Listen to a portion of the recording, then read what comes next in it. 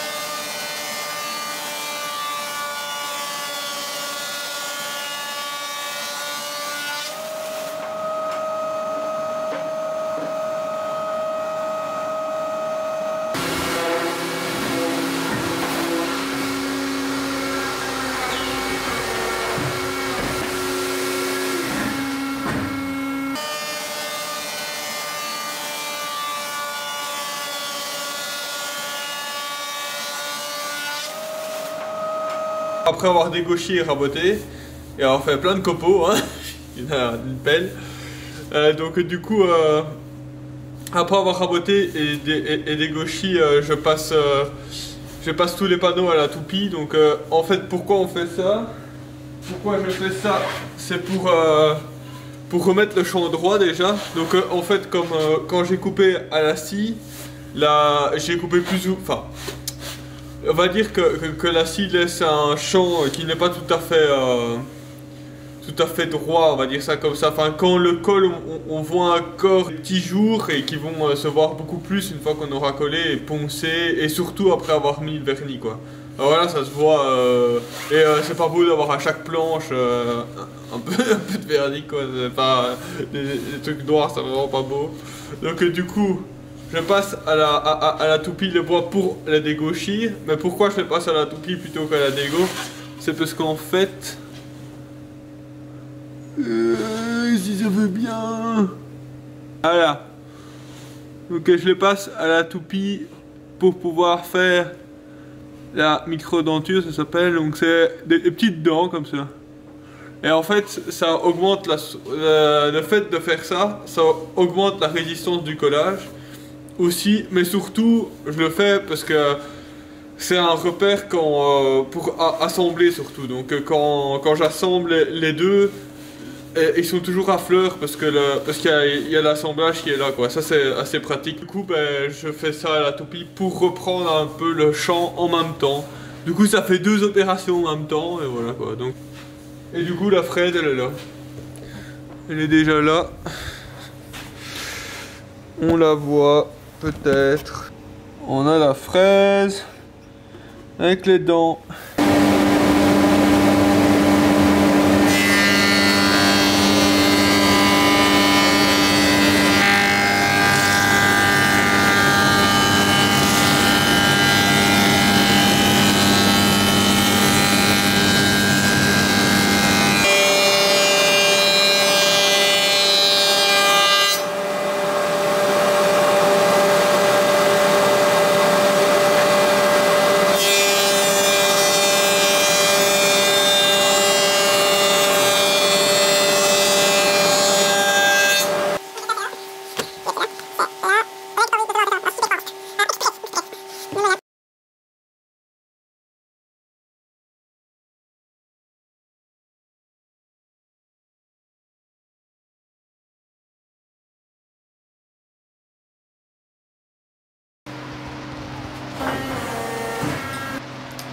Et donc du coup, techniquement là, on attend 5 minutes. Et puis après 5 minutes, c'est fini. Techniquement, qu'est-ce qu'ils disent? Maintenant, je vais passer les marches à la calibreuse. À l'intérieur de la machine, ça se présente un peu comme ça. C'est un peu comme une raboteuse en fait. Ici, on a la... Donc là, ici, on a la taille. Donc, enfin, ça c'est la... C'est l'épaisseur... l'épaisseur à laquelle la planche va sortir une fois poncée, quoi. Et à l'intérieur, ça se présente comme ça. Si on ouvre, c'est ça. On a les rouleaux avec le papier. C'est du papier. Et avec ça, c'est les élastiques quand c'est des élastiques quand le papier vient trop par ici. Enfin là, on la voit mieux. Quand le papier vient toucher l'élastique, du coup ça arrête la machine. C'est pour éviter que la bande aille toucher des trucs comme ça là, ou le métal, enfin bref. Et que la bande se déchire aussi.